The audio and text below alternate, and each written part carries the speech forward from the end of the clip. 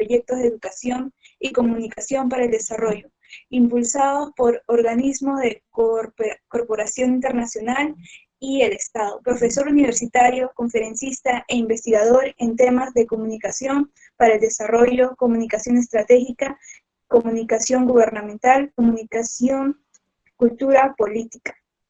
Sin antes recordarles que deben de apagar su micrófono, en caso que tengan alguna pregunta, escribirlo en el chat, y si el ponente pide algunas preguntas, encender su micrófono. Sin más nada que decir, doy pase al segundo Armas.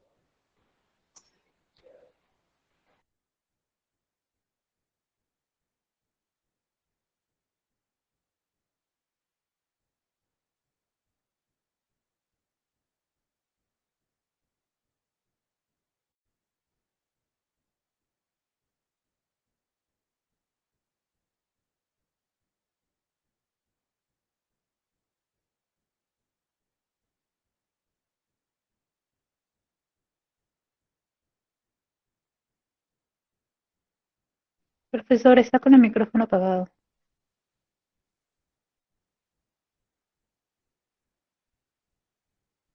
Que tú me estabas moderando. Ya, correcto. Ahora sí. Decía que en primer lugar quiero saludar y felicitar al Centro de Investigación en Ciencia Política por tremendo esfuerzo que está haciendo para sacar adelante tantas actividades que podrían resultar en varias publicaciones académicas, porque los temas que han tratado son temas de mucho interés y muy interesantes. ¿Ya?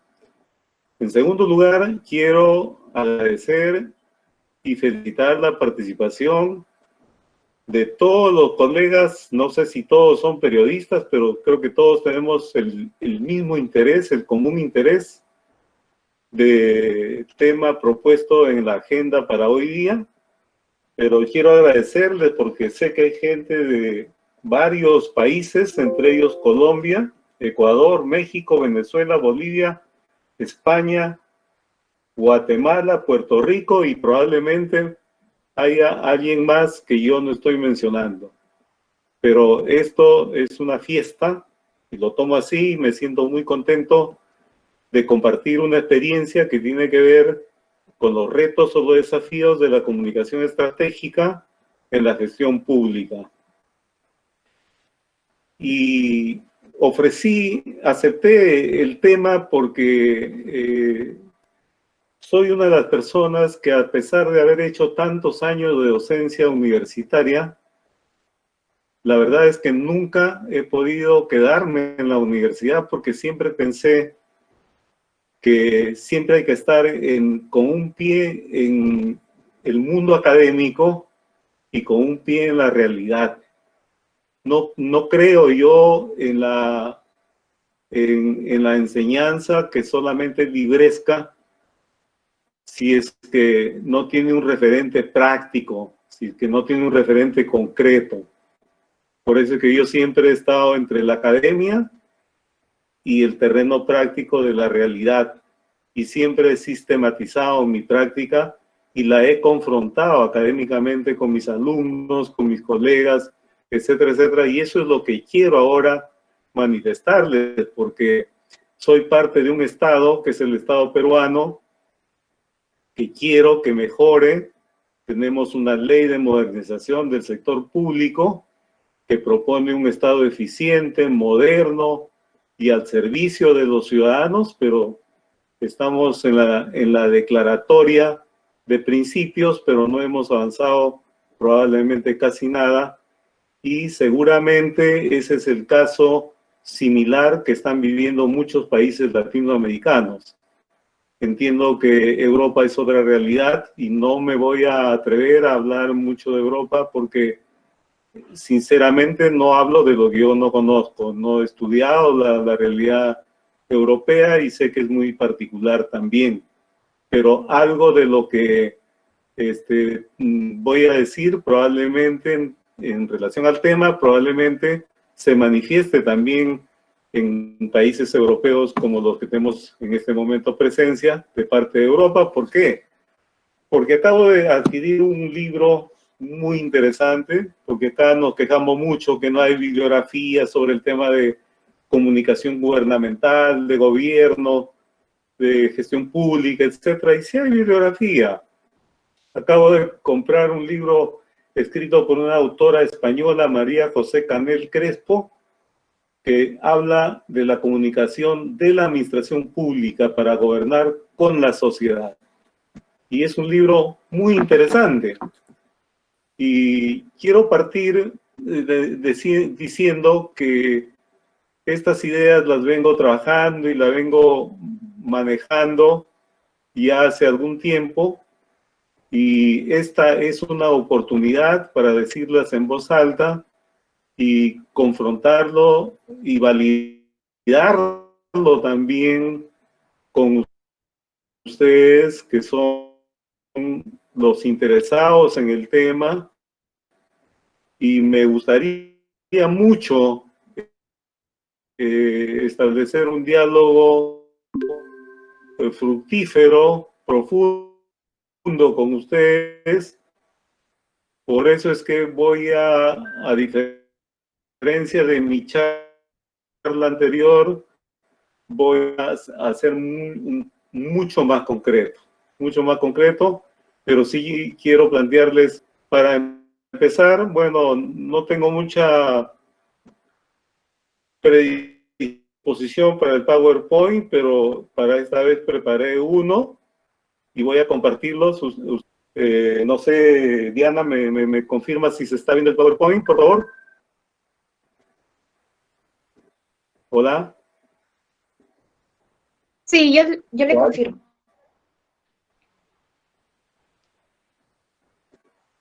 Ya está el PowerPoint, ¿ah?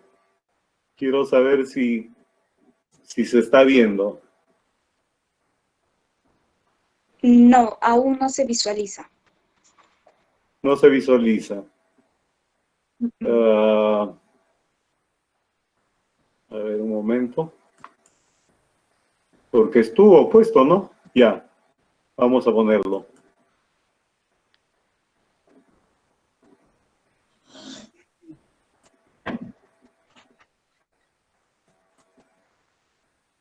Ahora.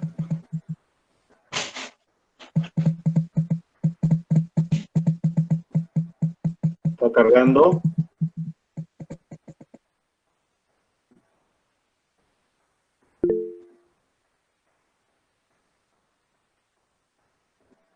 No, aún ¿Se no ve? se puede visualizar.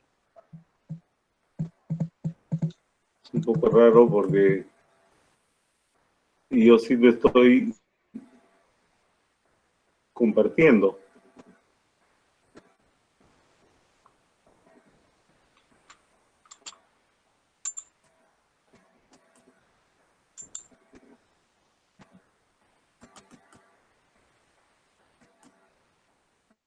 Ahora sí. Ahora creo que sí. ¿De acuerdo, Diana? No, tampoco. Y acá me dice dejar de compartir. A ver.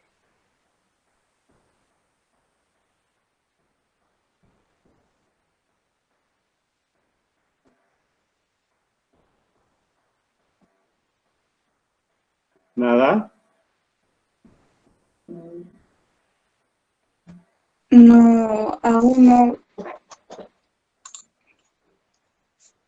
Ya, ahora sí se Qué puede pena. visualizar.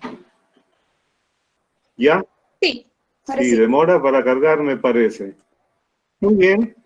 Entonces yo quería hacer una introducción muy sintética de algunos conceptos que manejamos, pero a veces no lo manejamos de manera muy correcta. Entonces quería, en primer lugar,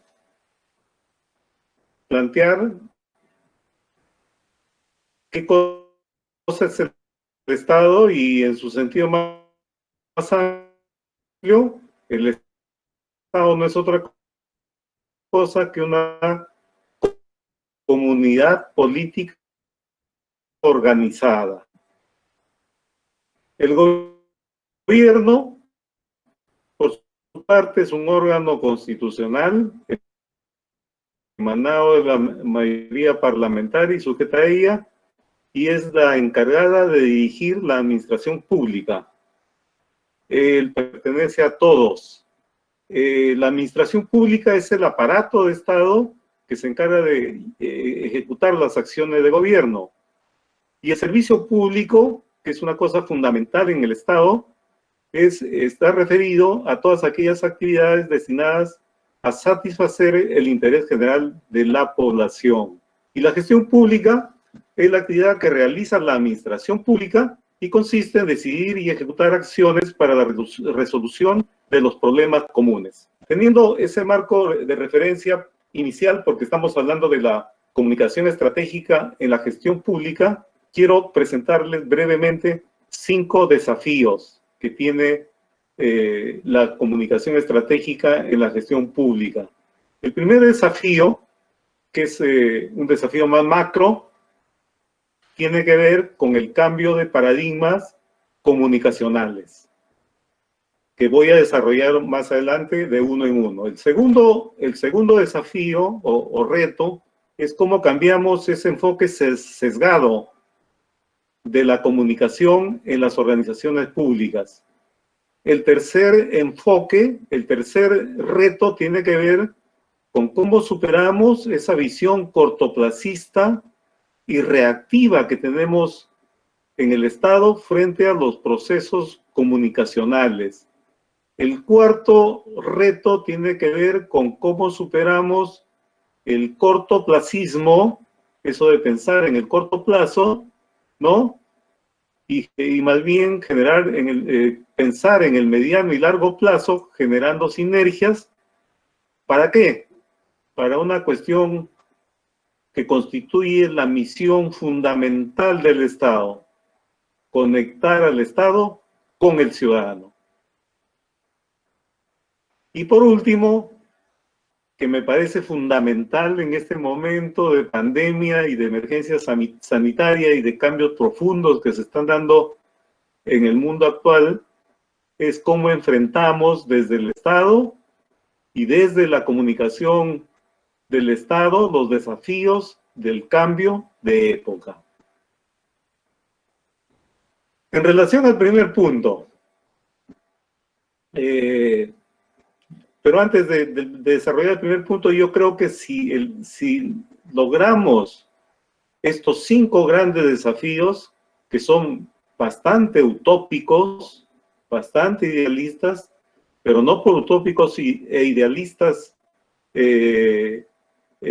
fuera de la realidad, si logramos hacer algo en relación a esto, estaremos dando un paso trascendente y significativo. Siempre he dicho que hay que plantearse objetivos, hay que plantearse desafíos, retos, y hay que actuar en el Estado, por la experiencia que tengo, dentro de lo deseable y lo posible. Porque nosotros podemos desear muchas cosas, pero lo posible nos permite solamente hacer ciertas cosas. Pero toda utopía es así. La utopía son elementos movilizadores para alcanzar objetivos ideales. Y es lo que nos mueve, eso es lo que nos pone en acción. Pero mientras más cerca estamos al logro de la utopía, más lejos estamos de ella. Entonces, estas 5 reflexiones, estos 5 retos o desafíos que yo he identificado, son retos movilizadores que nos deben llevar a un cambio en los enfoques, en los modelos de cómo manejar la comunicación estratégica en la gestión pública. ¿Para qué? Para contribuir desde la comunicación a gestar ese Estado moderno, eficiente y sobre todo al servicio de la gente, que es el rol más importante del Estado en la sociedad y para lo cual se crearon los Estados-nación, ¿no? Entonces, el primer gran reto que yo he identificado es cambiar paradigmas comunicacionales. Eso implica varias cosas. En primer lugar, eso implica remontar el modelo, el paradigma difusionista que vincula, asocia casi exclusivamente a la comunicación con el concepto de medios de comunicación. Es decir, que lo que no pasa por los medios no es comunicación, cuando en realidad eso es muy injusto, porque las primeras y las formas más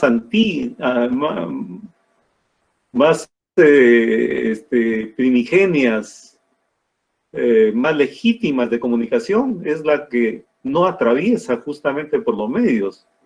Es aquella comunicación más bien que es cara a cara, es interpersonal, es grupal y que no es mediada, ¿no?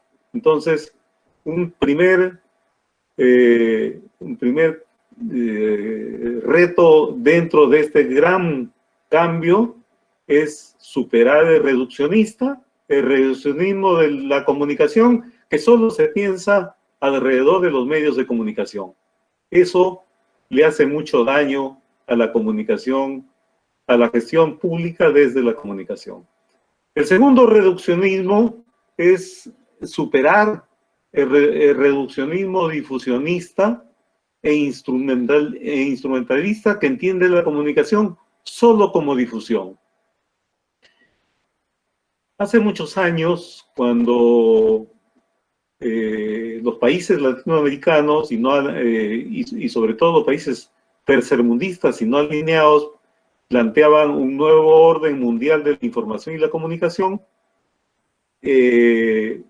se nombró una comisión, la famosa Comisión McBride, y esa Comisión McBride sacó un libro que se llamó Un solo mundo, voces múltiples, y ahí hacen una distinción clarísima de lo que es información y comunicación. Y esta visión y práctica reduccionista que reduce a la comunicación a la difusión, ¿no? No es otra cosa que solamente información, más no comunicación, porque la comunicación se concibe como conexión, como la relación entre dos sujetos, ya sean estos individuales y colectivos, que negocian, que acuerdan y que son cómplices del acto comunicativo. Entonces, hablar solamente de la comunicación como difusión es un reduccionismo informacionista. Y lamentablemente nuestros estados todavía siguen en esa perspectiva, haciendo difusión. Y por eso es que tan cotizado en las autoridades del Estado, que no entendiendo realmente que la comunicación es un proceso, optan por políticas difusionistas, instrumentalistas, que solamente obedecen a cuestiones muy puntuales. El siguiente tema es entender la comunicación como mediación para construir el desarrollo e impulsar el cambio social. La comunicación no solamente debe ser información, sino que debe estar en el centro de los procesos sociales, porque ahí donde hay un proceso social, hay relaciones humanas. Y donde hay relaciones humanas, hay procesos de comunicación. Entonces, Jesús Martín Barbero decía que la comunicación como mediación no está ni en la gente ni en los medios, sino entre la gente y los medios. ¿Qué significa eso? Que la comunicación no está ni en la gente ni en los medios, sino en lo que hace la gente. ¿Y qué hace la gente? La gente genera procesos sociales. Y en todo proceso social hay relaciones sociales y hay procesos comunicacionales.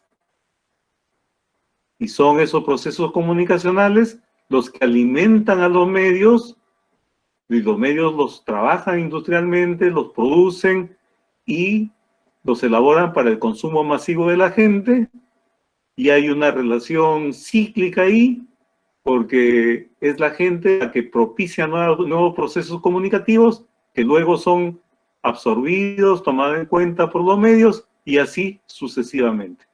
Entonces, la comunicación hay que entenderla como proceso, pero no solo como proceso, sino como proceso de coproducción e intercambio de sentidos.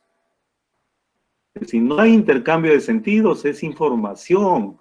Yo puedo estar hablando de un tema donde nadie me entiende lo que yo estoy hablando, y eso es información. Pero ¿por qué? Porque nadie me entiende y nadie se conecta conmigo. No hay intercambio, no hay coproducción, ni hay intercambio. La comunicación es básicamente coproducción e intercambio de sentidos entre dos sujetos que asumen roles circunstanciales de emisores y receptores, e intercambiables además.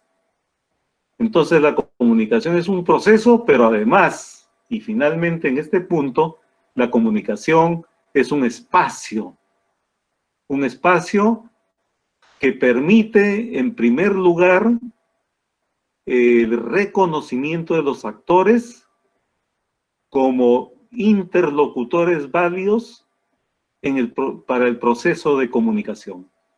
Para que haya comunicación, se necesitan de dos sujetos, sean individuales o colectivos.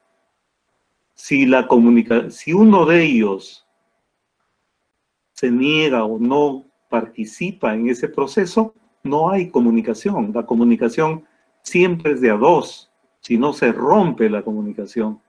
Entonces, la comunicación, en primer lugar, como espacio, es el espacio privilegiado para que los actores se reconozcan como interlocutores válidos del proceso de comunicación. En segundo lugar, y esto es un aporte importante, del cual mucha gente ha abandonado también, pero el segundo proceso, el segundo tema, aporte de la comunicación como espacio, es que la comunicación se convierte en un espacio de diálogo, debate, confrontación de ideas. ¿Para qué? Para construir el sentido de la democracia. O sea, no puede haber comunicación sin intercambio de ideas, sin debate, sin confrontación de ideas. Porque, como decía Lechner, de la confrontación de ideas es que se construye la democracia. De lo mejor que sale de ese debate, intercambio de ideas, se alimenta la democracia. Y eso es algo que no se hace ya mucho ahora. Se ha perdido esa práctica del debate, esa práctica de la discusión. Y hasta se entiende peyorativamente que aquel que está en contra de tus ideas es tu enemigo. Y eso es un error. Yo siempre le digo a la gente que cuando discuto con ellos, discuto con ideas. Es una discusión de ideas. No es nada personal, ¿no? Y la discusión de ideas, el diálogo alturado, mesurado, debe ser siempre muy valorado, porque la única forma de cómo nosotros podemos construirnos y construir el consenso social y el contrato social, que son las reglas y normas básicas de convivencia, es a través del diálogo y el debate. En síntesis, la comunicación como espacio aporta al reconocimiento de actores como interlocutores válidos, 1. 2, aporta al debate, a la confrontación de ideas, para alimentar el sentido de la democracia. Y 3, porque permite la comunicación como espacio, construir diálogos y consensos para entendernos y para convivir civilizadamente, armoniosamente. Siendo el contrato social, según Rousseau, y según los sociólogos, pero desde nuestro punto de vista comunicacional, lo que debe ayudar a construir la comunicación con todos estos pasos es el sentido social, eso que nos permite entendernos, eso que nos permite conectarnos, eso que nos permite movilizarnos en torno a objetivos comunes. Y eso es una deuda que nosotros los comunicadores y la comunicación también tenemos con la sociedad actual, porque a pesar de que estamos en el siglo XXI, que se supone que es un siglo, 21 siglos que han pasado 21 siglos desde la historia de la humanidad después de Cristo, aún hay conflictos, hay guerras y nadie lo para. Y qué difícil que es entenderse.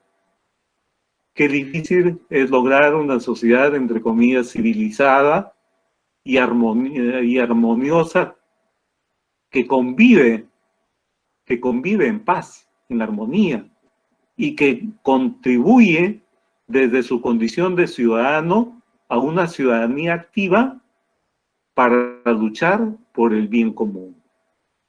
Entonces, el primer desafío, reto de la comunicación estratégica en la gestión pública es el cambio de paradigmas comunicacionales. En segundo lugar es cambiar enfoques de comunicación, rescatando su rol, rescatando el rol de la comunicación, ¿no?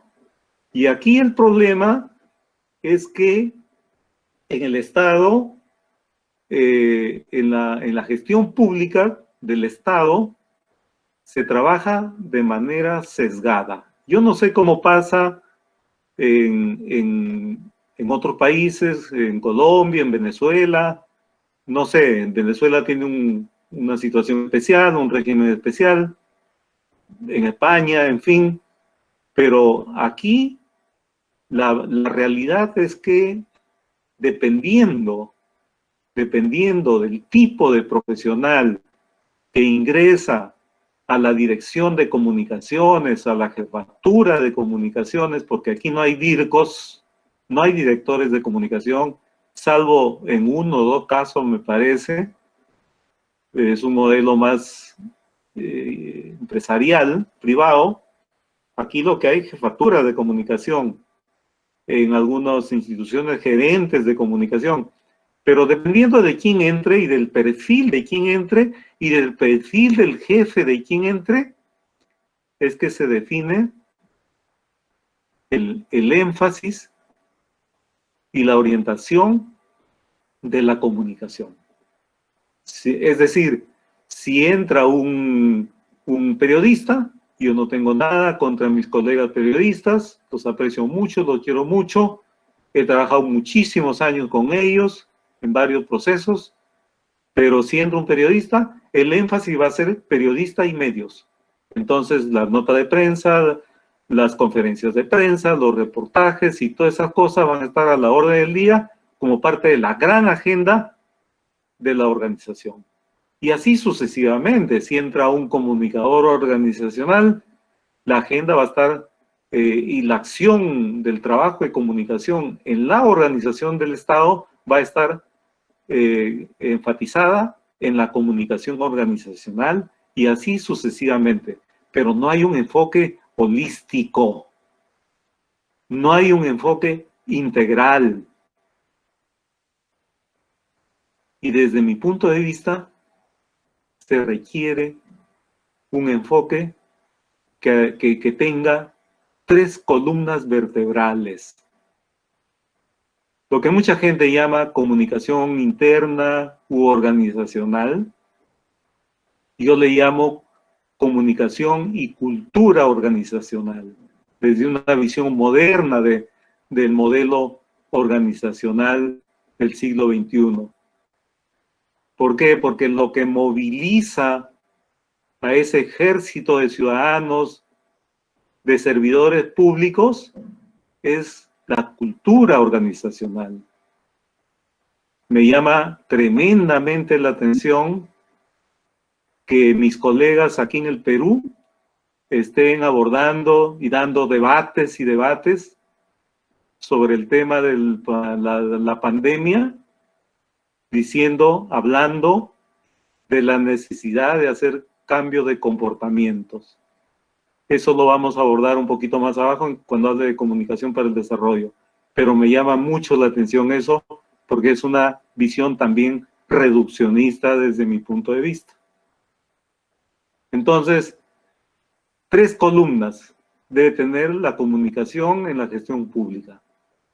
La primera columna, como les decía, tiene que ver con la comunicación y la cultura organizacional. Si queremos movilizar a todo ese ejército de ciudadanos del Estado que brindan el servicio público, tenemos que gestar esa cultura organizacional. Y no esa cultura, como la entendían alguna gente, de que se forja la cultura haciendo eventos deportivos, eventos de camaradería, almuercitos y esas cosas. Eso es parte de, no hay que menospreciar, de las relaciones humanas. Pero desde mi punto de vista particular, la cultura organizacional se forja desde la filosofía institucional. Desde el momento en que el trabajador, el servidor o el colaborador, como decimos ahora, se apropia de la misión, de la visión, de los objetivos organizacionales y de los valores, cuando hace suyo todo eso, se pone la camiseta de la organización y decide trabajar voluntariamente por ella, para sacar adelante esos objetivos. De lo contrario, no pasa nada y sucede todo lo contrario. Porque esto también corresponde a un enfoque moderno de gestión de las organizaciones, porque en los tiempos pasados, la organización, el modelo organizacional industrial era de carácter piramidal y habían jefes que tomaban las decisiones, la burocracia que transmitía las decisiones y la base operativa, sin chistar, tenía que ejecutar esas decisiones. En cambio, en la gerencia moderna, léase Drucker, entre otros autores, las organizaciones son de jerarquía plana. Y no hay jefes, sino líderes. Y además, el trabajo de grupo, donde cada uno trabaja para sí mismo, para su santo, decimos acá en el Perú. Ahora el trabajo es en equipo, el trabajo colectivo, sinérgico, donde cada uno contribuye a generar sinergias en el sentido de lograr objetivos comunes. Y la comunicación se revalora ahora porque también es un componente de la gerencia del cambio, la negociación y una cosa muy importante, la disposición al cambio. Entonces, yo creo que el primer gran aporte de la comunicación y la cultura organizacional está vinculado a cómo generamos una convicción en ese ejército de ciudadanos que trabajan en el Estado para que realicen mejor su servicio y cumplan la filosofía institucional. El segundo eje, el segundo escenario tiene que ver con la comunicación externa, que algunos llaman, ¿no? Y que yo llamo comunicación y opinión pública.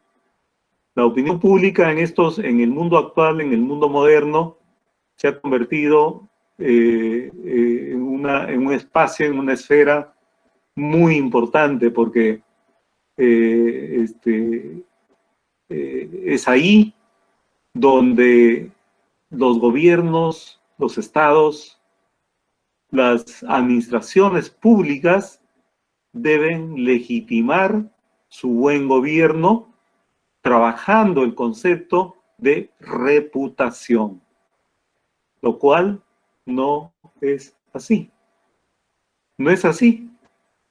¿Por qué? Porque la autoridad y los comunicadores que están alrededor de la autoridad siempre están pensando en la difusión, en el marketing personal, en responder reactivamente las cosas y en generar imagen.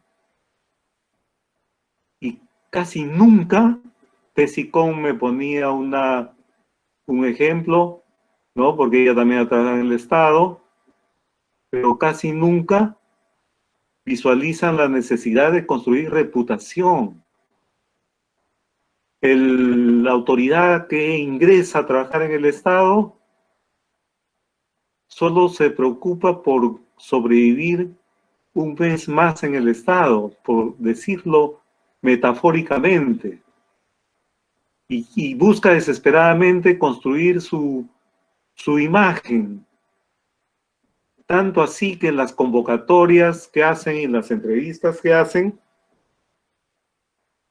siempre preguntan a los comunicadores si tienen contactos en los medios. Y eso es para utilizar esas relaciones, esos contactos en los medios para que nos hagan el favor de sacarnos cosas de imagen, lo cual genera ya un condicionamiento, porque favor con favor se paga también, ¿no? Y eso no es bueno en el Estado, porque la relación con los medios no debe ser de favor a favor. La relación con los medios tiene que sustentarse principalmente en la corresponsabilidad que tenemos tanto los servidores públicos como el ciudadano de pie, como los medios de comunicación y los que trabajan en los medios de comunicación para luchar por el bien común. El Estado tiene esa responsabilidad estratégica de luchar por el bien común. Entonces, la relación con los medios no debería ser por favor, debería ser una relación y una alianza programática en búsqueda del bien común. Y la tercera columna dentro de este aspecto de cambiar enfoques de comunicación y rescatar su rol es la comunicación para el desarrollo. Y ya la comunicación para el desarrollo ya no es tan joven como podríamos presumir. Ya no es tan joven. Yo vengo hablando de comunicación para el desarrollo desde los años 90. Y es que en los 90 salieron las 3 propuestas de desarrollo planteadas por Naciones Unidas, por el sistema de Naciones Unidas, valga a decir, desarrollo humano, desarrollo sostenible y transformación productiva con equidad, o mejor dicho, desarrollo económico con rostro humano. La primera, que propone generación de oportunidades y capacidades,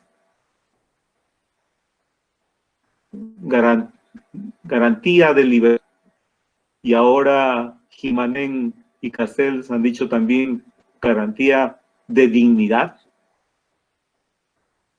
y plantean 3 indicadores para medir: esperanza de vida al nacer, nivel de ingreso per cápita y nivel educativo.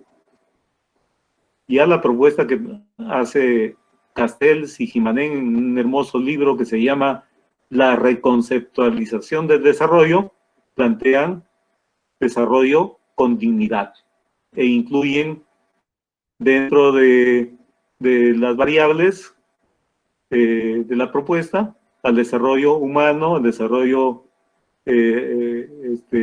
sostenible y a la economía con rostro humano. Pero van más allá porque trabajan aspectos informacionales, trabajan aspectos de vida y todo eso dentro del gran concepto de dignidad, porque dicen que la gente no solamente quiere autorrealización personal con el desarrollo, no solamente quiere libertad, sino que la gente además reclama dignidad. Dignidad, que es un principio elemental en la persona humana, en el ser humano. Entonces, ya desde hace tiempo estamos hablando de comunicación para el desarrollo, pero una mirada rápida a la estructura del Estado, nos damos cuenta que no hay áreas de comunicación para el desarrollo. Hay prensa, hay imagen, hay comunicación organizacional, hay publicidad, hay protocolo, hay eventos, hay todo. Pero lo que no hay es comunicación para el desarrollo. Y han salido ya varias promociones de comunicación para el desarrollo. Y yo no sé qué nivel de responsabilidad también tenemos los comunicadores de no posicionar y poner en valor a la comunicación para el desarrollo. Yo sí he luchado en una organización para que haya un área de comunicación para el desarrollo que le llamaron promoción del desarrollo. Ya, aunque sea con otro nombre, pero sí. Yo ya no diría que es por poco conocida, o tal vez un problema de competencias para implementar la comunicación para el desarrollo, pero también es un problema de tiempos, de espacios temporales. ¿Por qué?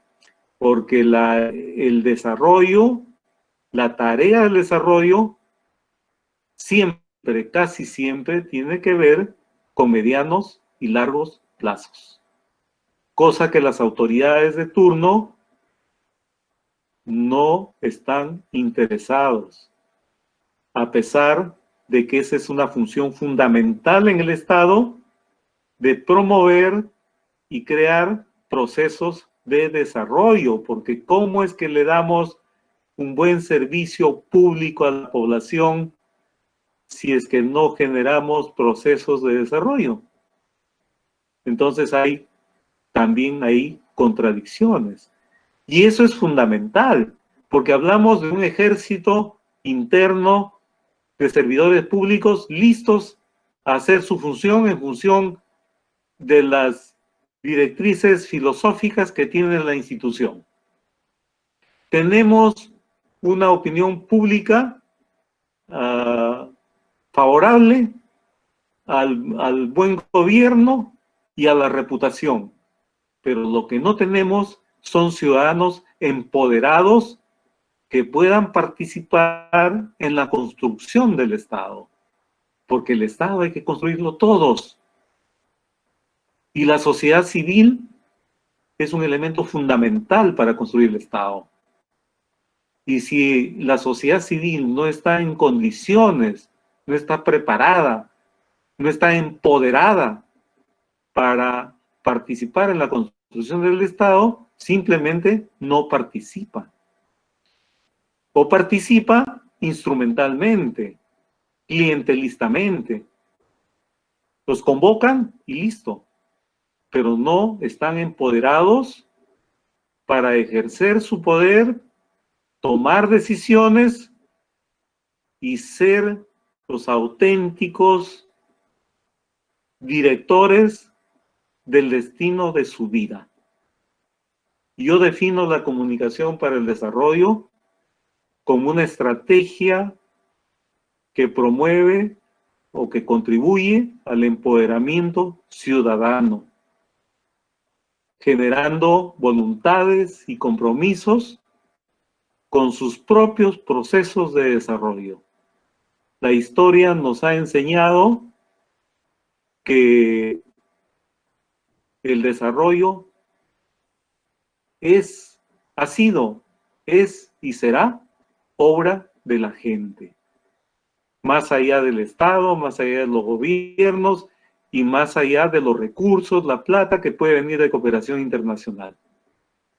El milagro alemán así lo da cuenta, y para contarles, para mencionarles por lo menos una cuestión chiquita, aquí en el Perú, en Cajamarca, hay una experiencia de desarrollo muy importante, que es la experiencia de Granja Porcón, donde empezó un proyecto de la cooperación belga con la universidad y el gobierno regional. Ese fue un proyecto de forestación, empezaron a sembrar pinos, y después transfirieron ese proyecto a una comunidad evangélica. Y esta comunidad evangélica ha construido su paraíso terrenal en vida, acá, en este lugar. Son ellos los protagonistas, se han empoderado. ¿Y qué tienen? Tienen turismo vivencial, tienen alojamiento, tienen ganadería, tienen forestería, tienen piscicultura, tienen colegio, tienen derivados de la industria lechera, tienen restaurante, tienen aserradero. Y mucha de la madera que se comercializa aquí en Lima es de Granja Porcón.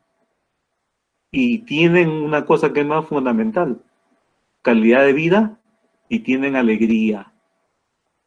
Eso es desarrollo. No hay otra fórmula. Y eso me hace recordar mucho un libro que tiene Max Weber, que se llama algo así como El espíritu del capital, el protestantismo religioso y el espíritu del capitalismo, que habla de cómo el capitalismo, cuando surgió, fue prendiendo y fue más exitoso en sociedades, en comunidades protestantes.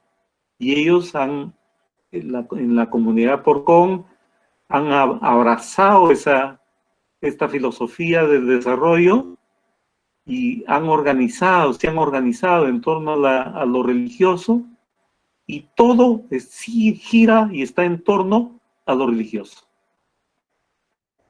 La organización del trabajo, las relaciones humanas, la organización social, la disciplina, la educación, la producción, todo está organizado en torno a la creencia religiosa.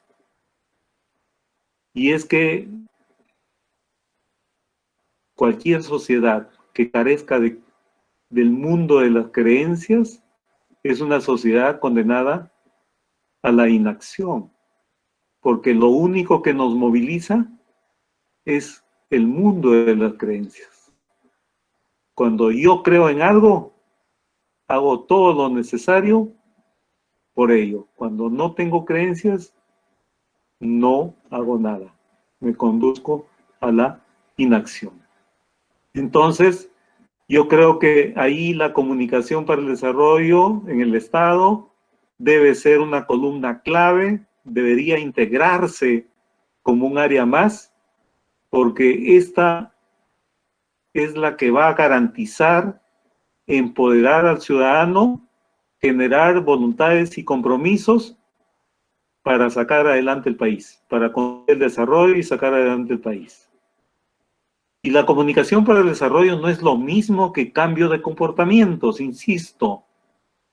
No es contradictorio, pero la conducta es una expresión de la cultura.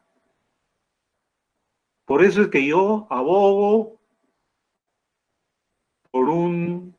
o apuesto por una propuesta de comunicación para el desarrollo, que implica un cambio cultural, profundo, una transformación cultural profunda, una reingeniería mental, y que supone cambios estructurales, mentales, pero también sociales, de políticas públicas. Yo, fíjense, he trabajado en un proyecto de salud y nutrición básica y me quedé espantado un día cuando estuve en un barrio aquí en el sur de Lima, en Villa El Salvador, en el barrio, en la etapa de Lomo de Corvina, que es un arenal, y yo trabajaba haciendo promoción de cambio de conductas en salud preventiva, y fui a una casa un día y empecé a recitar los mensajes preventivos, y terminé y me dejaron terminar, y los componentes de la familia me dijeron una cosa que me dejaron pasmado. ¿Sabe usted? Me dijeron, ¿cuánto es el nivel de familiar diario en esta casa? Les dije que no. Y ellos me respondieron diciendo que en el año 1999 el ingreso familiar total en esta casa es de 3 soles. Y claro, no tenían agua, no tenían desagüe. Incluso me dijeron que el agua que compraban, esto fue para el caso de diarreas, eran agua de piscina, lo almacenaban en la puerta de la casa en unos recipientes que hacen de ladrillo y cemento, los tapan, los cubren con plásticos sucios, está en la intemperie porque corre el polvo, la arena, se mete, manipulan con utensilios contaminados, y en fin. ¿Y con qué compramos el combustible? ¿Y con qué compramos la lejía? Entonces, eso me hizo tomar conciencia de que el problema no es solamente un cambio de conductas. En las sociedades avanzadas, sí es probablemente un cambio de conductas. ¿Por qué? Porque el que se enferma es porque no realiza comportamientos saludables, porque todo lo demás lo tiene, porque tiene servicio de agua potable, alcantarillado y todos los servicios.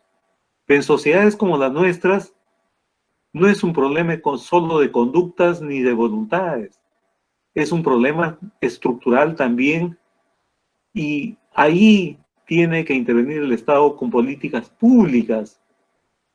Si esta gente de Villa El Salvador tuviera agua, desagüe, entonces sería mucho más fácil pedirles que se laven las manos adecuadamente para prevenir las diarreas, pero como no tienen agua y desagüe, como no tienen empleo, como ganan muy poco, el nivel de ingreso es muy poco, etcétera, etcétera, entonces se ven limitados frente a esta propuesta de cambio de comportamientos. Y lo que está pasando ahora con la pandemia es justamente eso. No es un problema solo de conducta, ni de generar miedo. Es un problema cultural. Yo, en lugar de hacer solamente campañas para darle mensajes de distanciamiento social, de uso de máscara, etcétera, o de darles miedo, al ciudadano le diría, cuida tu salud porque es tu vida. Y cuidando tu salud, cuidas la salud y la vida de tu familia. Y cuidando la vida de tu familia, cuidas al Estado y a la sociedad. Yo conversé eso con un repartidor delivery y le felicité porque cumplió rigurosamente las normas de seguridad. Y me dijo, qué bien. Y no es solamente un problema de cultura, es también un problema de ciudadanía, porque la gente no es consciente que enfermándose él va a enfermar a otros. Entonces el interés particular no se convalida con el interés general del bien común. En eso no pensamos, no piensa la gente en eso.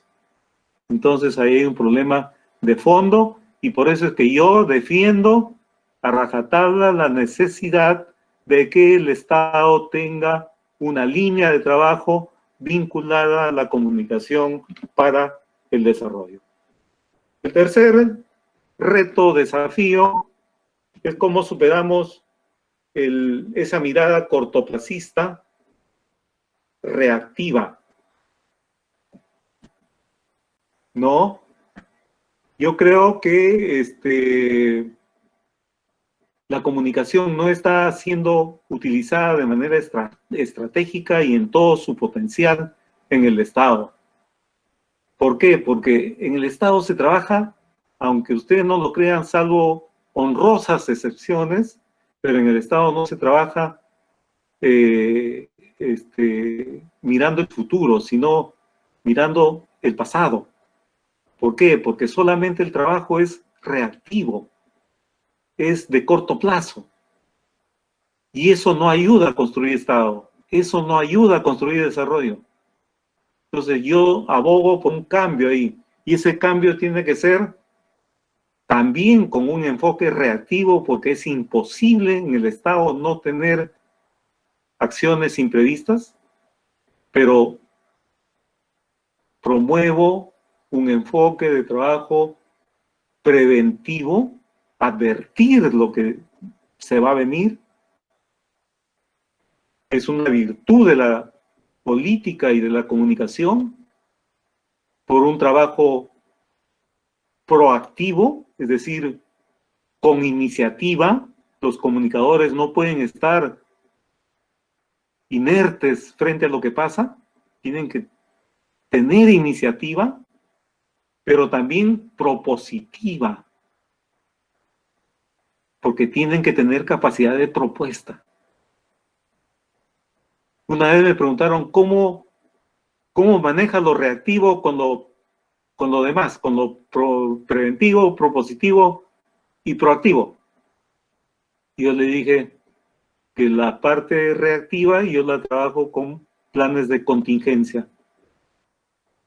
Y la parte preventiva, proactiva y propositiva la trabajo con planes estratégicos.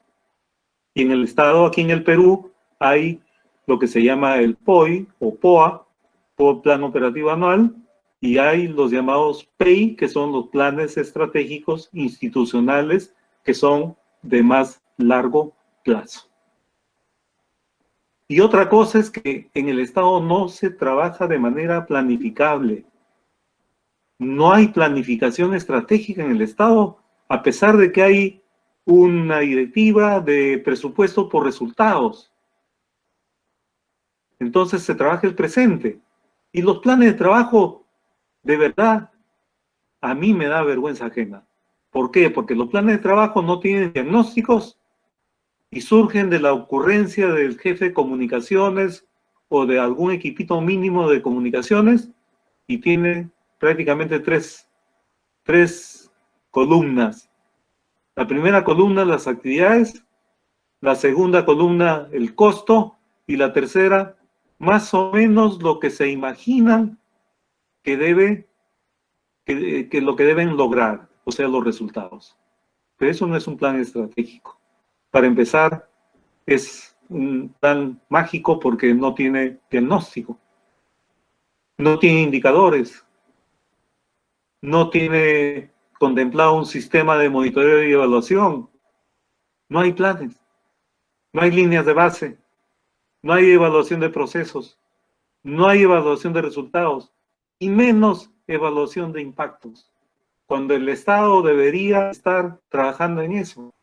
Y muchos de nuestros colegas, en lugar de estar pensando en lo que deben estar pensando, están más ocupados en producir su nota de prensa, en gestionar la entrevista para el jefe, en el protocolo, en el eventito, etc., cuando los mismos reglamentos de organización y funciones y los manuales de organización y funciones les mandan diseñar políticas públicas, diseñar planes estratégicos, diseñar planes operativos, y no hacen eso.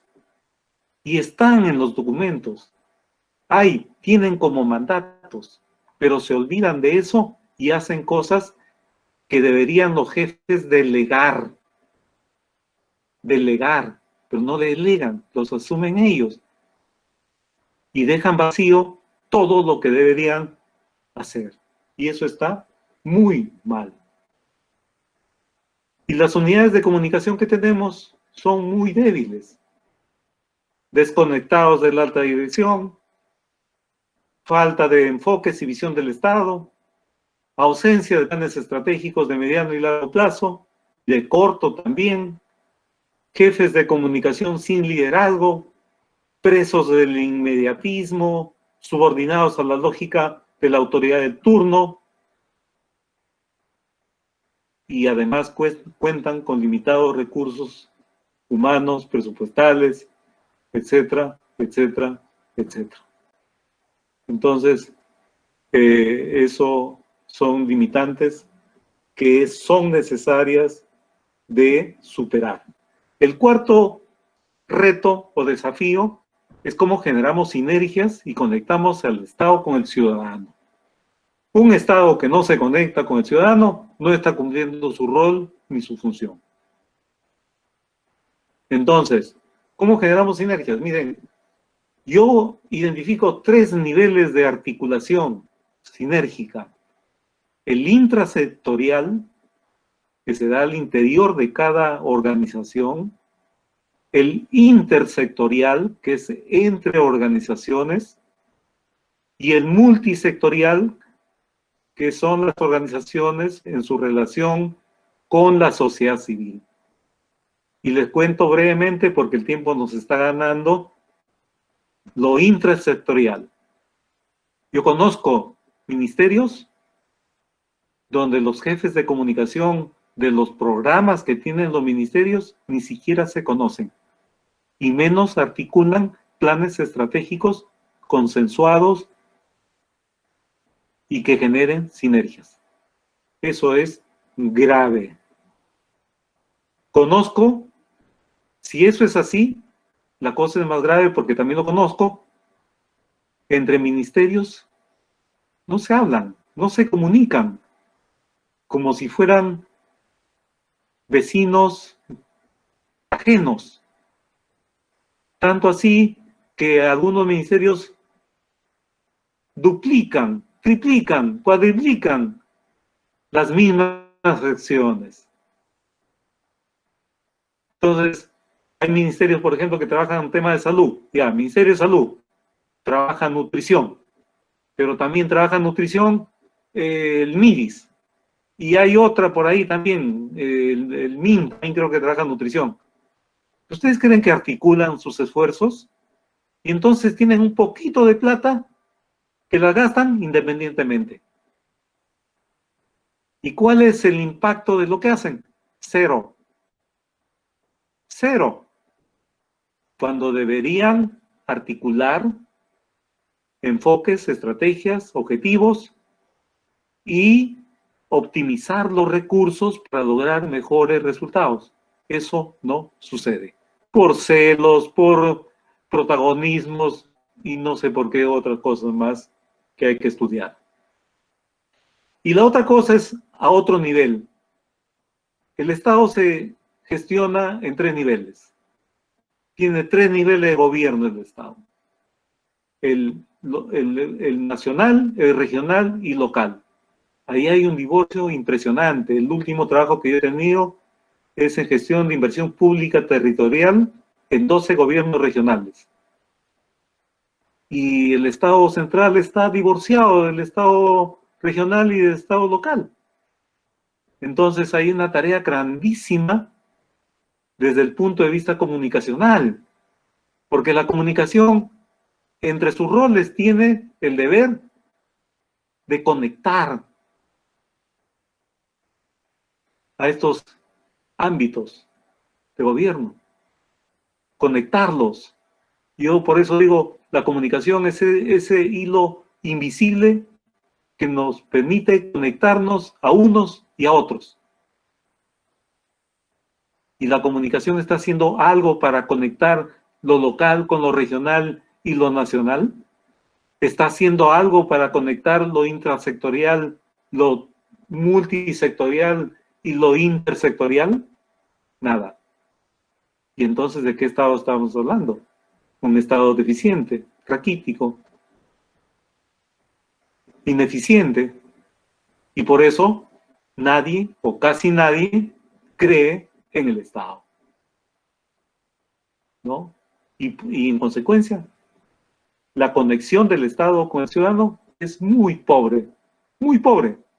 Y en las zonas más alejadas donde el Estado no llega, la radio, los medios de comunicación locales son más bien los que hacen el rol del Estado conectando al Estado con la población.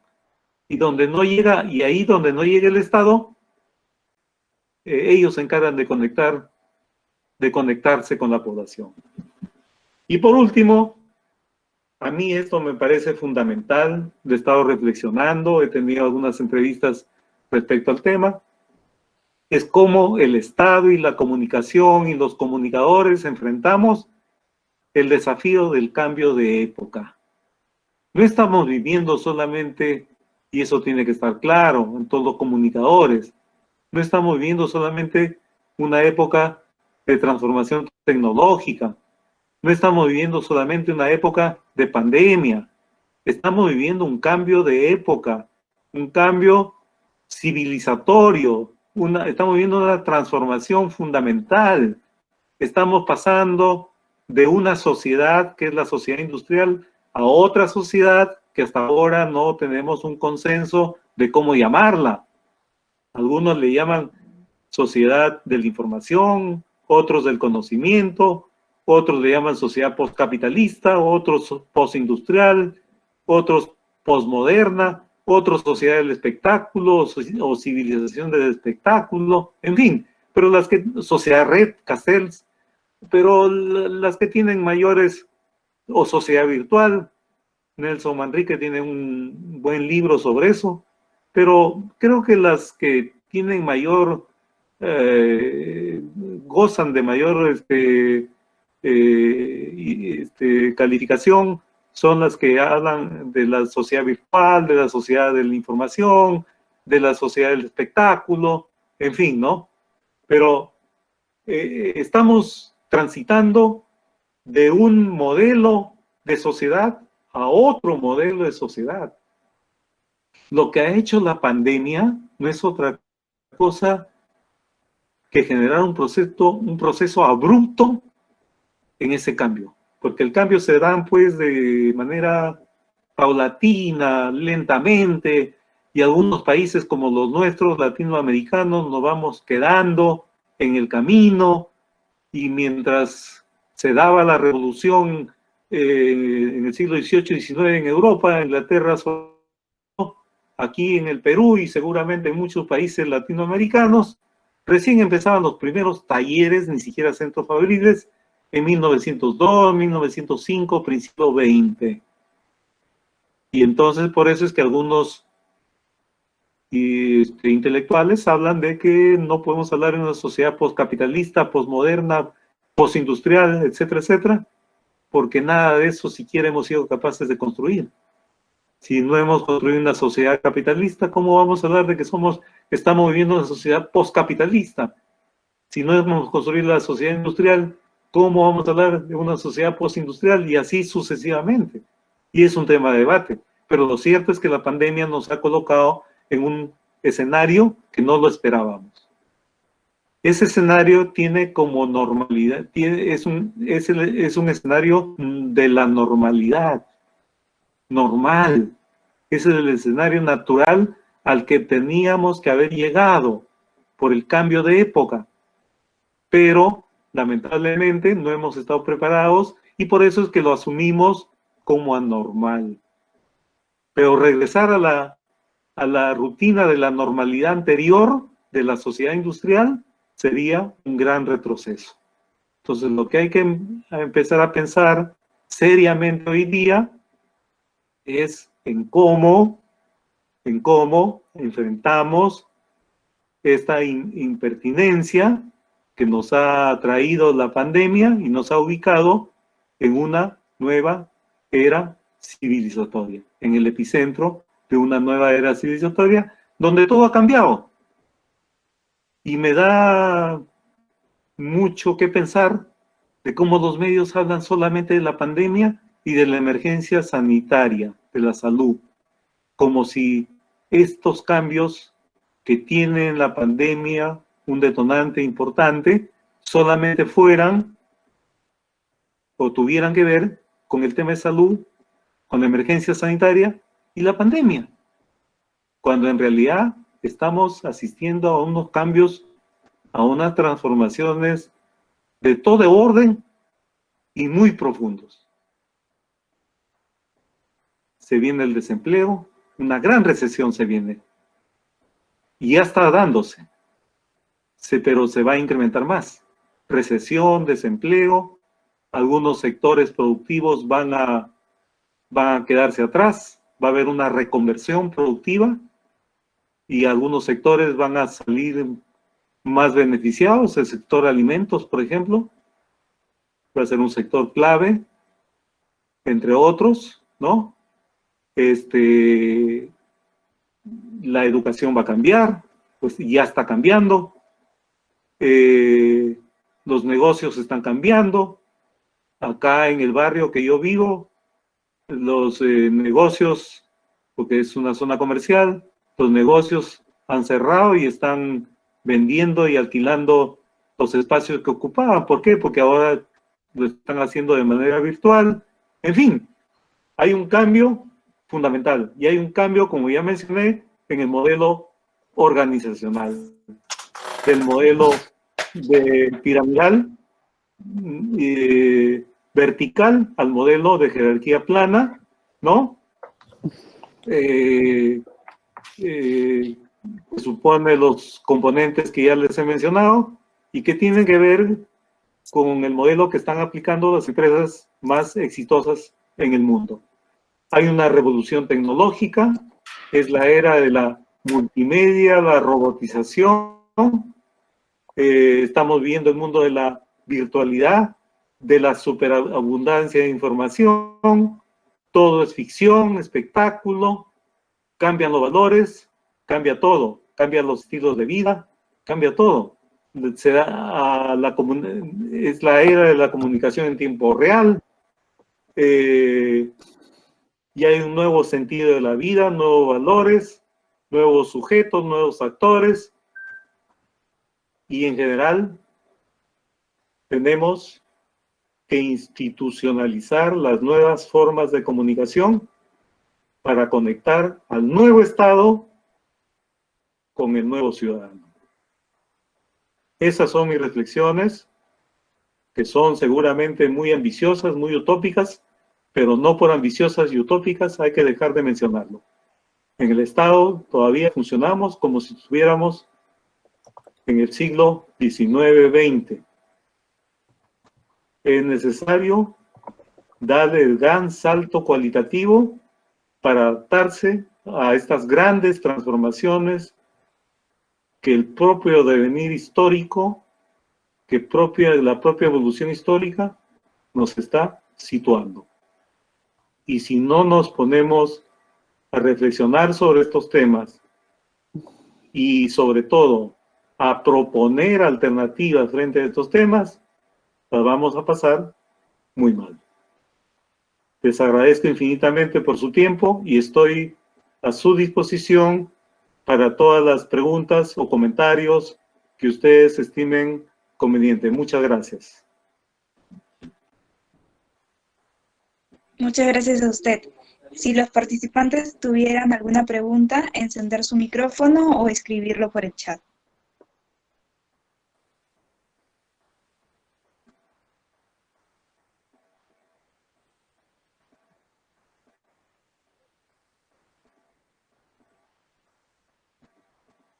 Esperamos unos minutos hasta que puedan formular sus preguntas.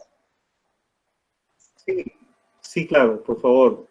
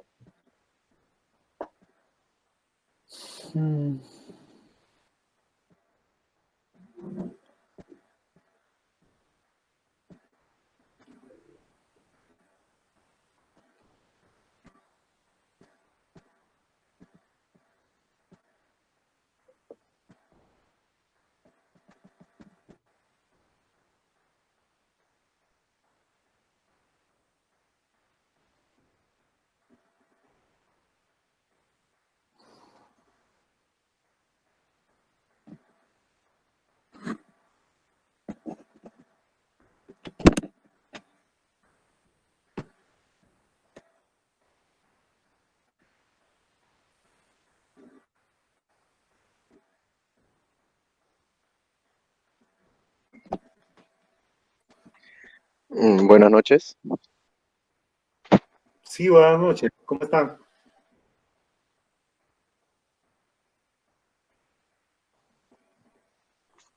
Profesor, Sí, adelante.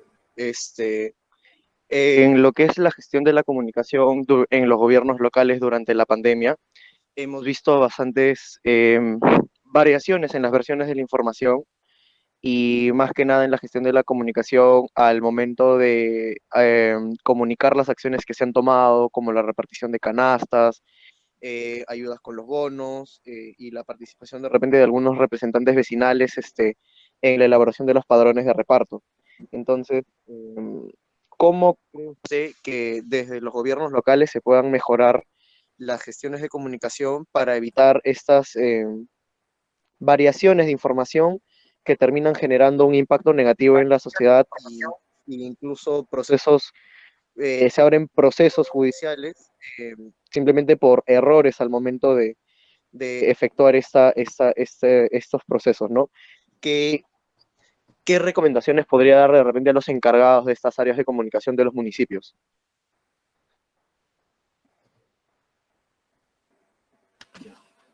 ¿Eso de qué nos habla? ¿Quién habló? ¿Cuál es tu nombre, por favor, colega? Luigi, profesor. Luis, a ver, ¿de qué nos habla eso? Nos habla de un Estado que no está organizado. ¿No es cierto? ¿Y qué tipo de Estado tenemos? Tenemos un Estado centralista, donde los gobiernos locales y los gobiernos regionales dependen administrativa y políticamente del Estado central. Los recursos no van a los gobiernos locales, ni a los gobiernos regionales directamente. Vienen al Tesoro Público, al Erario Nacional, y de acá se hace la redistribución. Y lo que no se gasta en los gobiernos locales se devuelve en el año fiscal. Entonces, ese es el problema estructural, el contexto, digamos, ¿no? Y a nivel local, a veces se replica lo que sucede a nivel regional y a nivel nacional. De nuevo, el tema es la cultura. Yo tuve la oportunidad en el año 2017, si no me equivoco, o 2016, fui contratado para validar con técnicas cualitativas la guía de calificación del CISO para gozar de los beneficios del Estado. Y encontré, por ejemplo, casos muy sui generis, casos de una señora que tenía su bodega, pero para ser beneficiaria iba a la casa de la vecina, que era muy pobre, y se empadronaba en esa casa, por ejemplo, ¿no? O encontré viviendas que tenían un cerco de calamina o de esteras, pero adentro era una casa con material noble bastante avanzada. Pero también se hacían pasar por gente vulnerable para recibir la prebenda del Estado. Entonces, tenemos ahí una cultura también que está interactuando, que es la cultura de cómo le sacamos la vuelta a todo, ¿no? De cómo le sacamos la vuelta a la norma. Y que no es gratuita, es parte de nuestra historia también, ¿no? Desde el momento, como decía Vargas Llosa, pero antes lo decían un historiador tagneño famoso, que no recuerdo el nombre en este momento, ¿en qué momento se jodió el Perú, no? Y la respuesta siempre ha sido, se jodió en el momento de la lucha independentista. ¿Por qué? Porque los criollos, que fueron los hijos españoles nacidos en Sudamericano, dicen que lucharon y representaron sobre solo los intereses de su clase social. Y entonces se generó la desigualdad, la exclusión y el conflicto, y se generó el conflicto y se generó y se generó la desconfianza, ¿no? Y se generaron estas cosas de sacarle la vuelta del uno al otro, ¿no? Entonces, ¿qué puedes proponer? Mira, yo te digo, el comunicador siempre está por debajo de la alta dirección. Una cosa fundamental que mencioné muy rápidamente es que las direcciones de comunicación tienen que estar trabajando directamente en el nivel de la alta dirección. Por lo general, los comunicadores dependen del secretario general.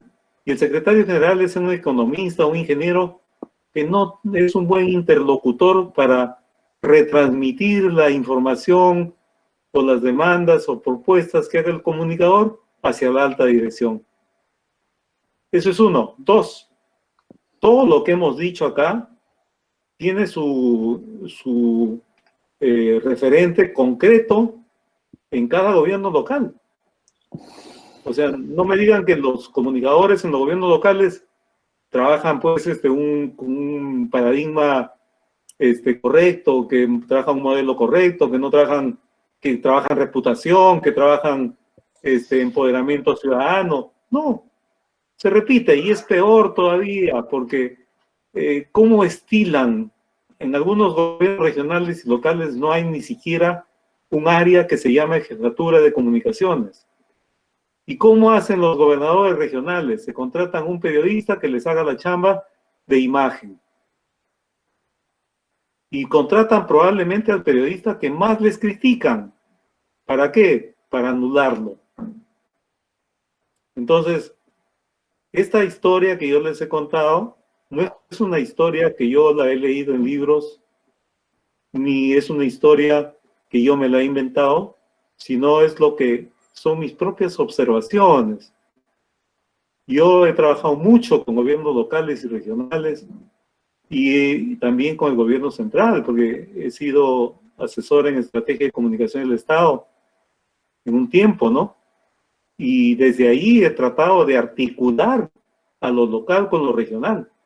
Pero hay muchas dificultades, porque así como el jefe de comunicaciones del ministerio está pensando más y está ocupado más en su notita de prensa y en su evento y en cosas por el estilo, y menos en pensar políticas públicas, en planes estratégicos, etc., esa misma lógica se repite a nivel regional y a nivel local.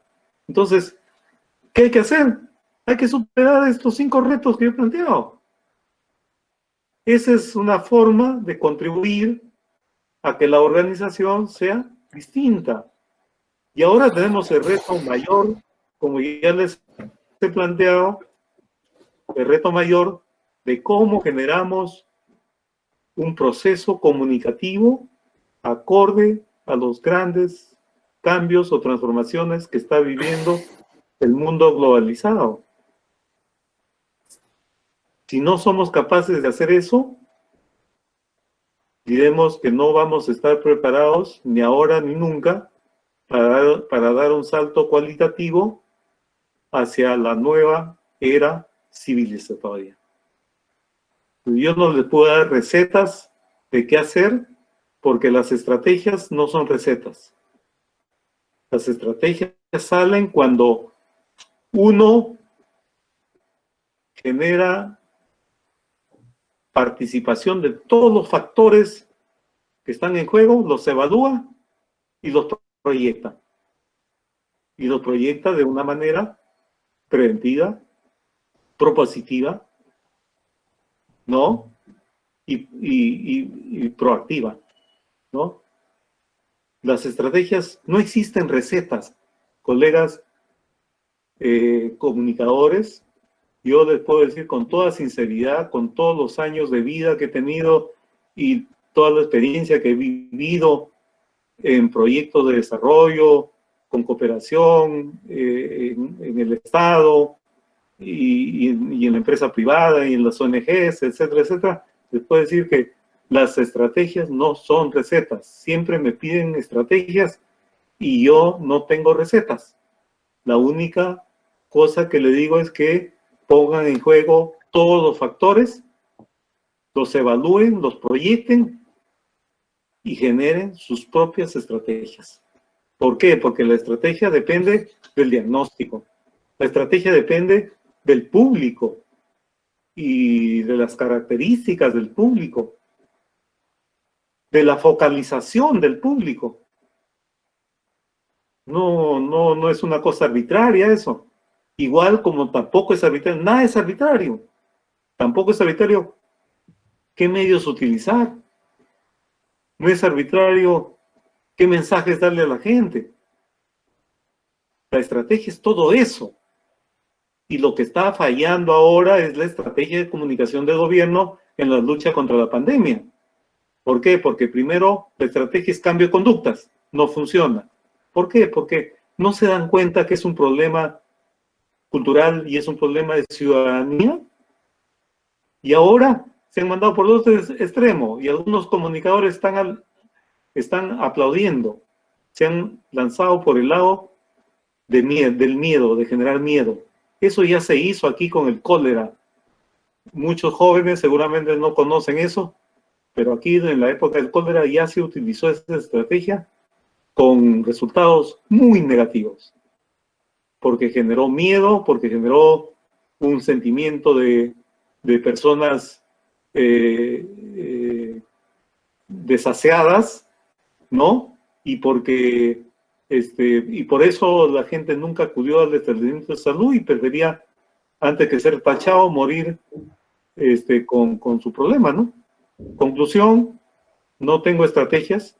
Hay que construir las estrategias en cada contexto, en cada escenario y poniendo de manifiesto todos los factores que entran en juego para definir la estrategia.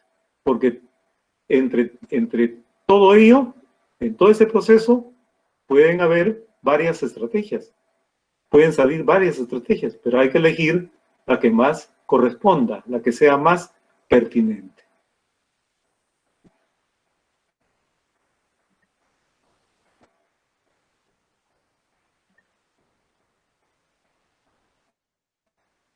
Tenemos preguntas también de Facebook.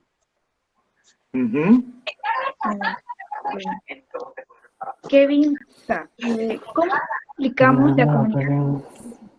Por ejemplo, para cerrar estas brechas sociales que se han visibilizado con mayor grado en esta pandemia, referidos a los sectores de la población más vulnerados. ¿Y qué estrategias se podrían utilizar? Muchas gracias por su respuesta. Ok, si entendí bien, es cómo tomamos en cuenta las brechas sociales para enfrentar el tema de la pandemia, ¿no es cierto? Ajá, con el desarrollo, comunicación para el desarrollo. Claro. A ver, yo tuve una conversación con una persona amiga que es directora de una ONG y me dijo, no, Cholito, pero es un problema de la gente pobre, pues, que tiene que salir a trabajar, a buscar sus frijoles. Sí. Yo le dije que en mi opinión el problema no era un problema clasista, de los que tienen todo y los que no tienen nada. Obviamente entiendo la persona que vive en el Cerro San Cosme o en otras zonas alejadas que tienen que bajar para conseguir sus víveres, para conseguir sus medicinas, para trabajar, para cachelear, para ganarse el día, el pan del día. Yo comprendo eso. Pero por ser pobre, pero también hay otra realidad. Yo vivo en una zona cerca al mar y la gente de clase media y media alta que vive por acá están surfeando en plena pandemia, violando las reglas. Entonces, viola la regla, o lo que me cuenta mi recepcionista de edificio, que en su barrio, que es un barrio al cono sur de Lima, salen a jugar fulbito jóvenes. Entonces, yo les pregunto, a ver, ¿el cuidado de la salud es un problema de ricos y de pobres o de todos? Yo particularmente creo que es de todos. O sea, no porque sea pobre me voy a exponer más al problema, o porque sea rico me voy a alejar más del problema. Es un problema de responsabilidad, por eso digo. Es un problema aparentemente de conducta, pero esa conducta pertenece, corresponde a una cultura. Y es también un problema de ciudadanía. Porque la persona que alegremente se expone al contagio es una persona que no está pensando ni en él, ni en su familia, ni en la sociedad. Y se contagia, y lo peor es que contagia a la familia y a la sociedad. Y se incrementan los casos. Y yo digo, ¿de qué sirve tanto esfuerzo del Estado, del gobierno? ¿O de qué sirve que incrementen la inversión destinando más del 12% del PBI, el 50%, cuando seguimos en el mismo problema cultural y de ciudadanía de la irresponsabilidad? De nada sirve. Y si seguimos así, porque somos un país así, vamos a tener todavía un muy largo rato en esto. Entonces no es un problema clasista, no es un problema de conducta solamente. No estoy diciendo que la conducta no sea, que el cambio de conducta no sea pertinente. Digo sí, pero no es suficiente. Porque más allá de la conducta está la cultura y está la ciudadanía. El ciudadano es el sujeto que es depositario de derechos y obligaciones, pero más que depositario es protagonista de esos derechos y obligaciones en la vida pública. Y la ciudadanía es la asociación de esos ciudadanos en torno a organizaciones, partidos, colectivos, etcétera, que tienen como misión fundamental, crucial, la lucha por el bien común.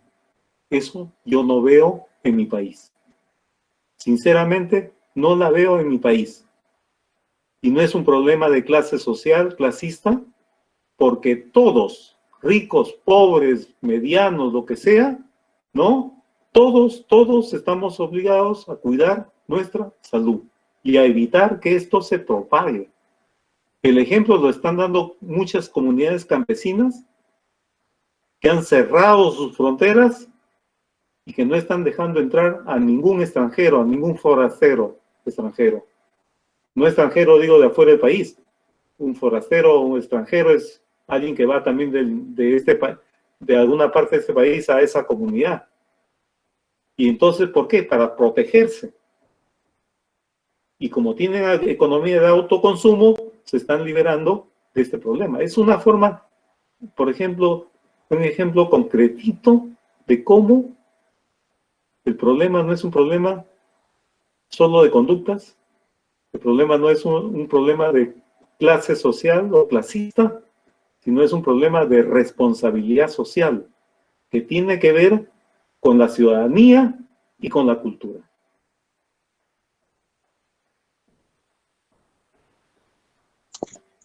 Y Sí. la desigualdad existe. La desigualdad existe. O sea, si un problema tiene el país, es la desigualdad. Que no es un problema solo de acceso, de inclusión, como lo planteó Ollanta Humala, ¿no? Que convirtió la inclusión a estadísticas. Porque claro, este año se han incluido, han tenido acceso tantos peruanos a Internet. Este año han tenido tantos niños acceso a educación. Ya, está bien, es un problema de acceso, pero eso combate la desigualdad de ninguna manera, porque sigue siendo desigual a pesar del acceso. No es lo mismo estudiar en un centro educativo con servicios, con amplios, con infraestructura, con material bibliográfico, etcétera, que estudiar en las zonas altoandinas o en las zonas de selva, donde los techos están rotos, gotean, donde el niño está desnutrido, donde el profesor va 3 días a la semana, donde no hay material educativo y no hay nada. Entonces, acceden. Estadísticamente es un niño que accede a la educación, pero la desigualdad no se ha combatido. Entonces, ¿por qué un niño de las zonas altoandinas, donde están situadas las poblaciones más vulnerables de extrema y de pobreza y extrema pobreza, tienen que tener escuelas y niveles educativos en esas condiciones? ¿Y por qué un niño de la costa sí puede tener otras cosas mejores? Eso no es justo. Eso es desigual. Y hay un problema ahí de cómo construimos nuestra interculturalidad desde la multiculturalidad. Y cómo hacemos que este país ya no sea un país centralista, limeñizado, sino sea un país descentralizado, que combata seriamente la desigualdad que tanto daño le hace al Perú. Nosotros tenemos alrededor del 22% de pobreza en el país, que equivale más o menos a 6 millones de habitantes, y tenemos el 2.9 aproximadamente de extrema pobreza, que casi llega a 1 millón de habitantes. Y con esta recesión que ya estamos viviendo, pero que se va a incrementar, eso va a aumentar. Los medios no dicen ni una sola cosa sobre eso. Y han hecho de la pandemia su espectáculo, su epicentro. Hoy día mi hija me dijo, ¿por qué los noticieros y la televisión nacional solamente habla de la pandemia y del coronavirus? ¿Por qué? Expliqué a mi manera, ¿no? Pero eso es un show. Se ha convertido en un espectáculo. Y uno si entra ahí y ve todos los días esas noticias, termina enfermándose, ¿no? Y con este cambio de época vendrán nuevas enfermedades, nuevos problemas y nuevo todo. Entonces, hay que estar atentos para ir pensando y proponiendo cambios sustanciales que nos pongan al nivel de la nueva sociedad que estamos entrando a vivir, ¿no? Sí. Hay otra pregunta en el chat donde nos dice: la campaña que se emite para prevenir el COVID, donde a mi parecer intentan difundir el miedo, ¿usted considera que logrará su objetivo? Esa campaña es una campaña perdida desde ahora. Yo no sé cuántos millones tiene el plan de medios. Eso lo puedo decir por experiencia.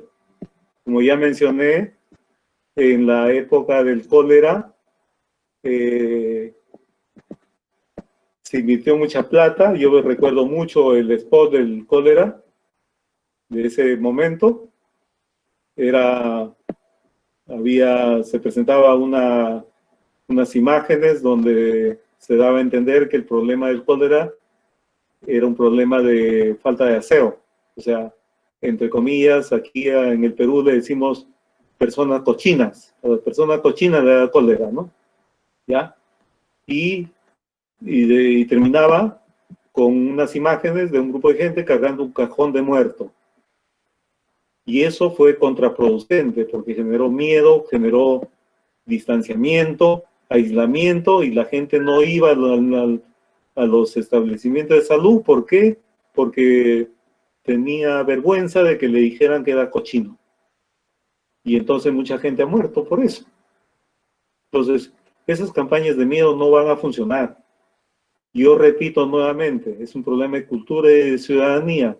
Creo que una mente lúcida como Carlos Tapia recién ha declarado que es un problema de ciudadanía. Yo digo que más que eso, es un problema de ciudadanía, un problema cultural, que no lo vamos a resolver obviamente ahora, pero que sí lo podemos enfrentar.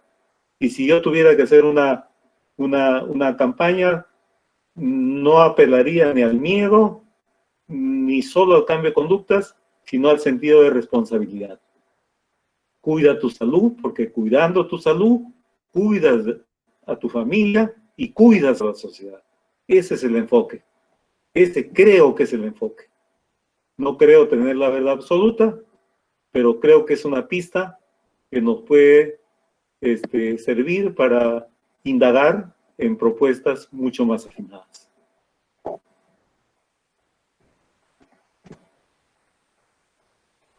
Cecilia Monzón va a hacer su pregunta con el micrófono. Hola.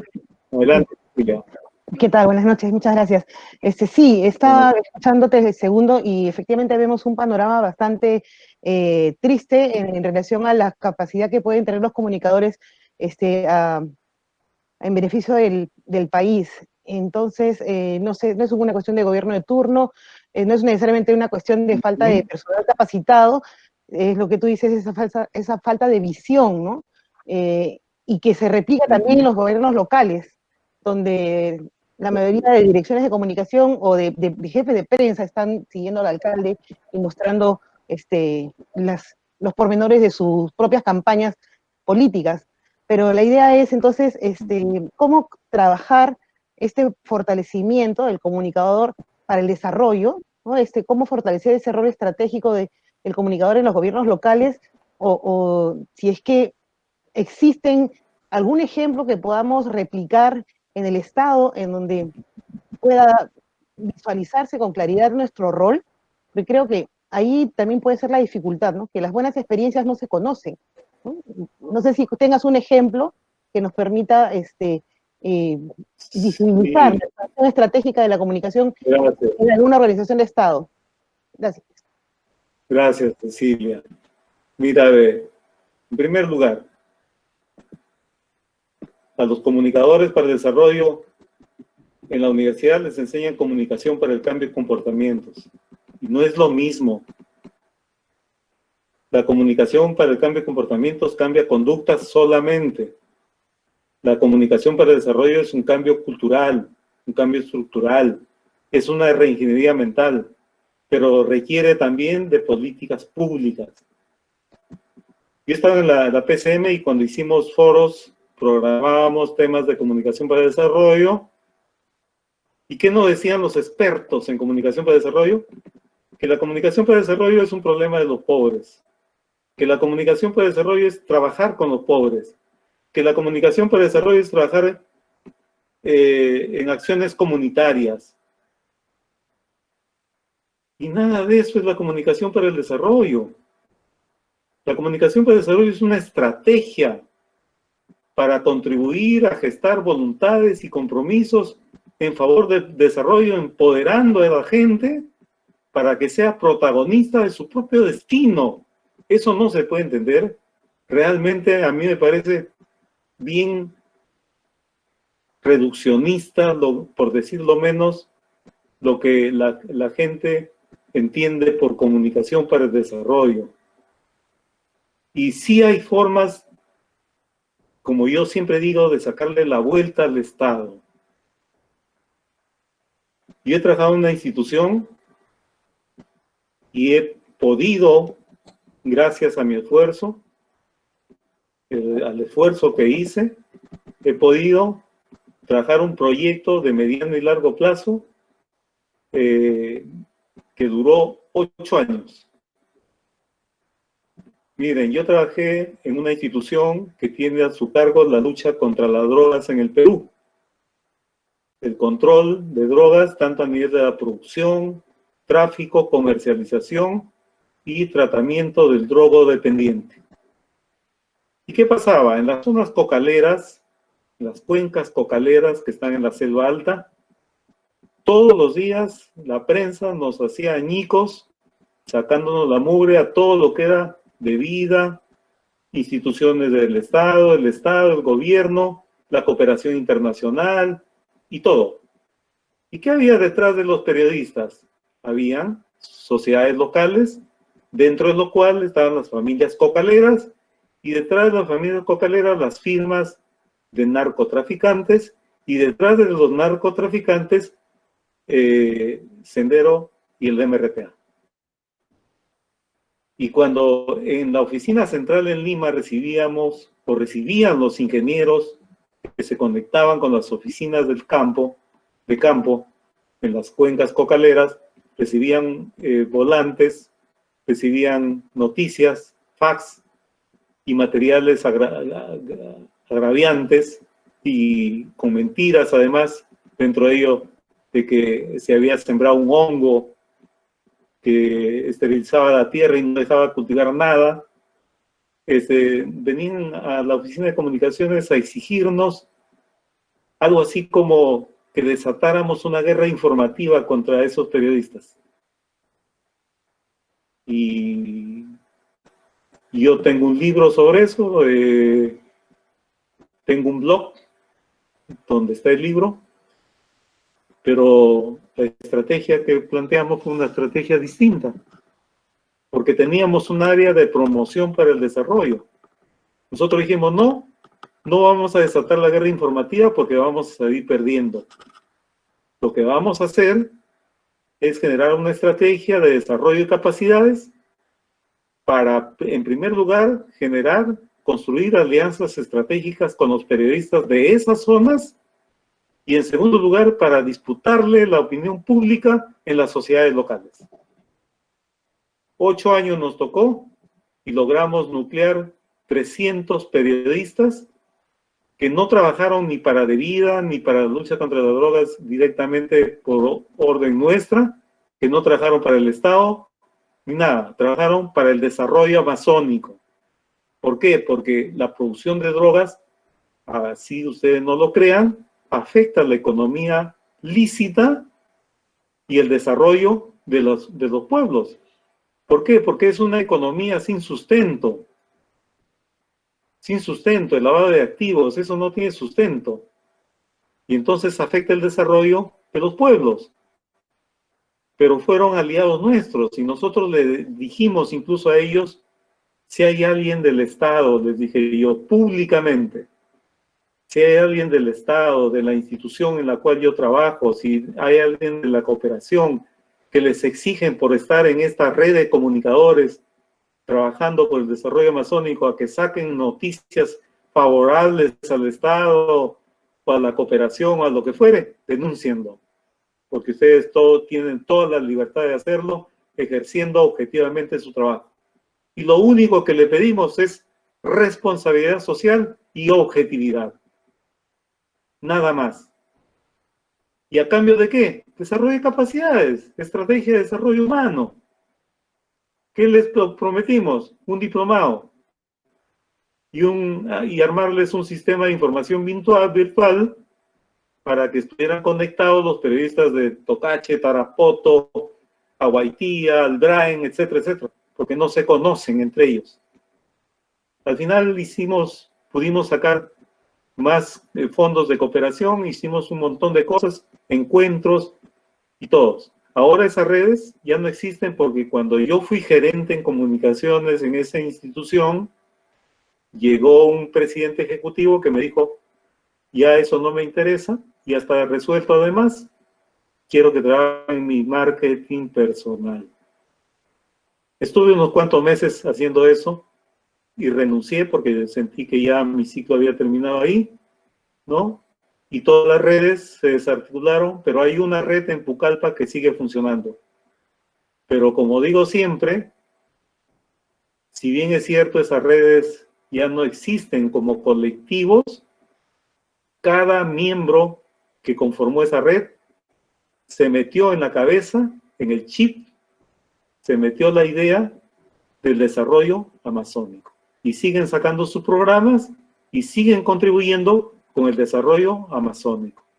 Y han invertido el discurso pro-cocalero a un discurso propositivo, altruista y esperanzador, que es la construcción del desarrollo en el mediano y largo plazo. Eso, por ejemplo, es una estrategia, pero no es una estrategia, no fue una estrategia, pues, gratuita, sacada, como dicen los publicistas, muy orondos, muy altaneros. Nosotros somos creativos porque sacamos ideas debajo de la manga. No, en comunicación no hay conejos de la suerte, no hay esas cosas.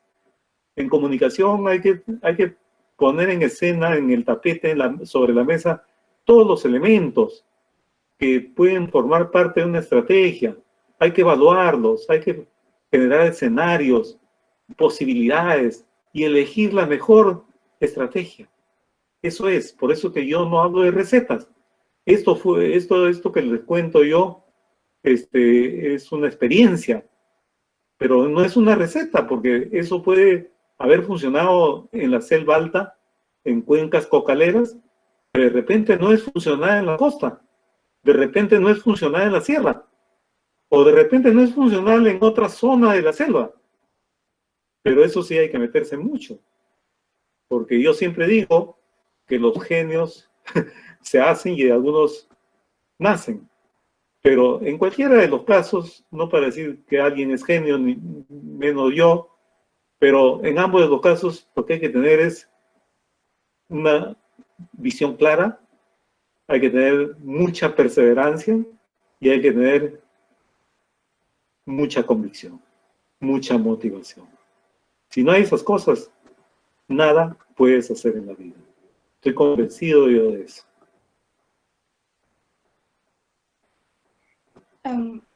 Muchas gracias por su tiempo, por su disposición. Sin duda, hoy día hemos aprendido mucho sobre la comunicación estratégica en gestión pública. De parte de la asociación, el agradecimiento hacia usted y esperamos tenerlo presente en otros eventos.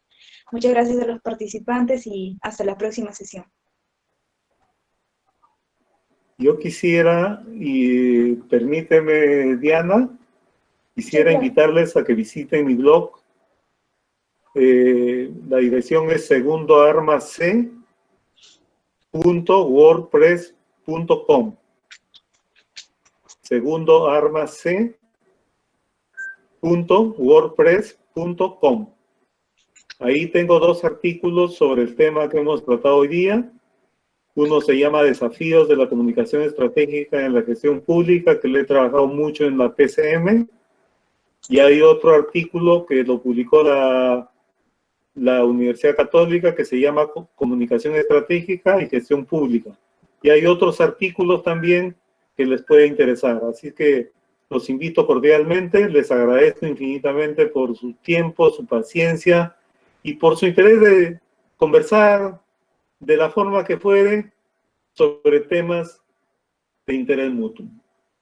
Muchísimas gracias, muy amable, y gracias nuevamente al Centro de Investigación en Ciencia Política por darme esta oportunidad de comunicarme con ustedes. Mucha suerte y a cuidarse muchísimo.